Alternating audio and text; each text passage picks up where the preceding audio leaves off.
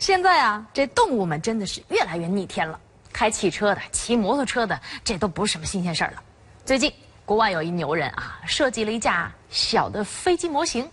当他正在那儿详细的跟大家介绍操作规范的时候呢，遇到了一只好牛的松鼠。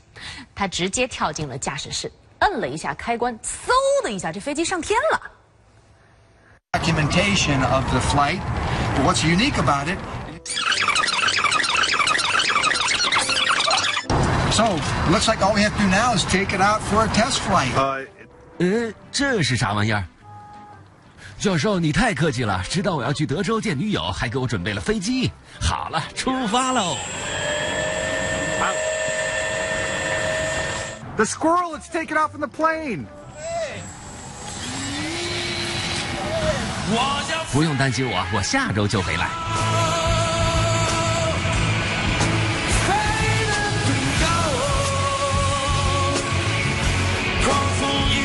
看我720度转身，特技玩得怎么样呀？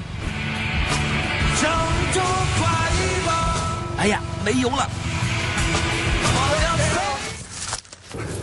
快跑吧！看了这只小松鼠，我真的想问一句：那些个考个驾照都得考10回8回的人，费劲儿吧？惭愧吧？